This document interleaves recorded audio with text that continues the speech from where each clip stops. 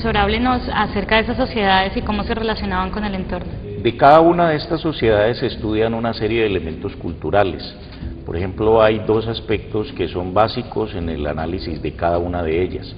Uno es el territorio, la importancia del espacio físico donde las sociedades se desarrollan, además del hecho de que en ese espacio existen los recursos con los cuales estos grupos crean sus culturas, es la culturización del espacio, del territorio, es decir, de hacer ese territorio como propio, como un elemento de identidad cultural. Otro aspecto es la cronología, el tiempo, es decir, hay que saber cuándo estas sociedades, en qué tiempo específico existieron. Para eso contamos con un grupo grande de fechas de radiocarbono que nos permiten ubicar en estos periodos de los cuales yo les hablé antes. Otro aspecto importante son los asentamientos, la forma como ellos vivían, cómo construían sus casas, qué actividades económicas tenían, es decir, cuál era la base económica de la sociedad, si utilizaban la agricultura, qué técnicas agrícolas utilizaban. Todo esto se plantea en el libro.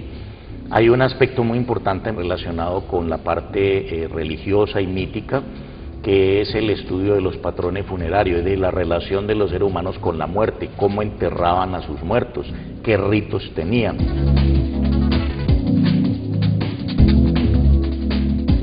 Otro punto muy importante que es la interrelación regional, cómo se relacionaban estos grupos con otros grupos o con otras culturas en territorios aledaños durante el mismo periodo.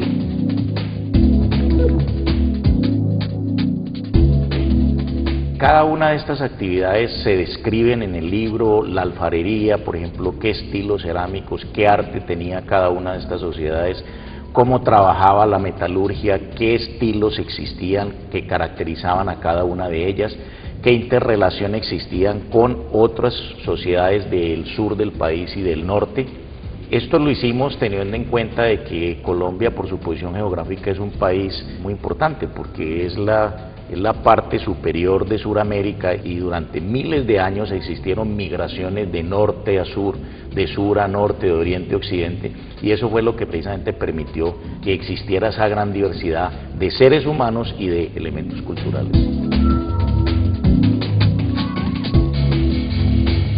Se habla desde las primeras sociedades de cazadores-recolectores, de sitios arqueológicos de 16.000 años, como Pubenza 3 en Tocaima, y luego ya sociedades un poco más estructuradas como la sociedad La Cancana de finales del formativo, estamos hablando de 1700 a 700 antes de Cristo, y luego las tres sociedades cacicales que le llamamos cacicazgos, sociedades mucho más complejas.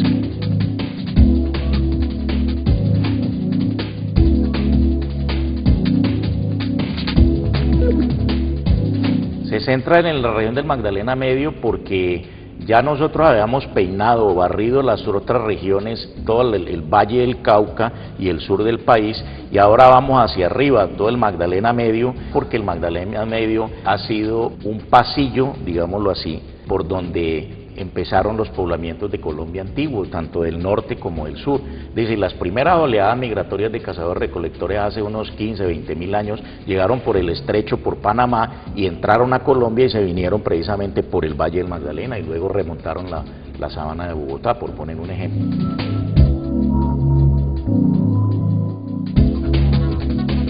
¿Cómo una de estas sociedades se relacionaba con la muerte, obtenía sus recursos para sobrevivir y se relacionaba con otras sociedades?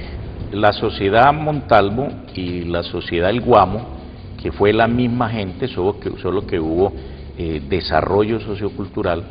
En el caso económico ellos manejaban una cosa que se llama la microverticalidad. ¿Qué significa eso? Los poblados Montalvo y los poblados El Guamo estaban distribuidos en diferentes pisos altitudinales, unos en el Valle del Magdalena, otros más arriba a 1200, otros a 3000 metros sobre el nivel del mar.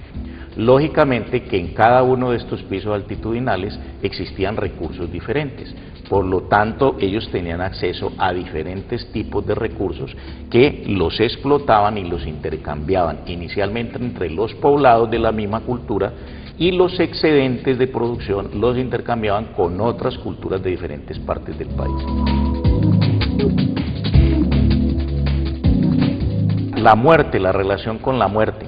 Hay una gran diferencia entre el manejo de la muerte de estas dos culturas con la cultura posterior que llegó, que se llama colorados, que eran migraciones que venían del norte.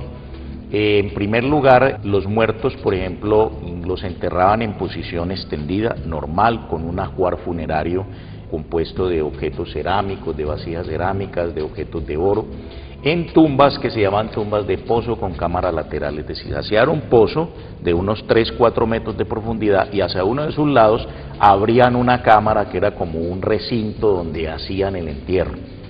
Pero a diferencia de las culturas que encontraron los españoles de esta sociedad colorados, que también practicaban el mismo tipo de entierro, pero practicaban otro entierro que se llamaba entierro secundario, es decir, quemaban los cuerpos, recogían los huesos y volvían y los enterraban ya en urnas en cerámica que se llaman urnas funerarias. Entonces, este tratamiento de la muerte es un elemento de identidad cultural. Nosotros sabemos que Montalvo y el Guamo no utilizaron el tratamiento de la muerte secundaria, es decir, los entierros secundarios, lo que sí caracterizó fundamentalmente a la sociedad colorados. Esto nos permite hacer diferencias entre las diferentes culturas de las cuales estamos hablando.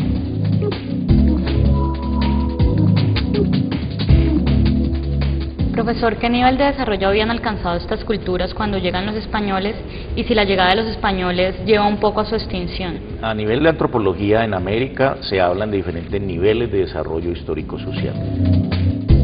El primer nivel son las sociedades de cazadores-recolectoras, que son sociedades que viven de la caza, la recolección, son generalmente nómadas o seminómadas, no tienen mayor complejidad social. Esas sociedades existieron durante miles de años en nuestro continente, incluyendo nuestro país. Luego la gente empieza a sedentarizarse más o menos hacia el 4000, 5000 antes de Cristo y empiezan a formar las sociedades tribales de las cuales hemos venido hablando y luego los cacicazgos, sociedades cacicales que son la antesala de las sociedades estatales, es decir, es la etapa anterior a los estados y las clases sociales. En Colombia no existieron estados, en Colombia todas estas sociedades llegaron al límite de las sociedades cacicales.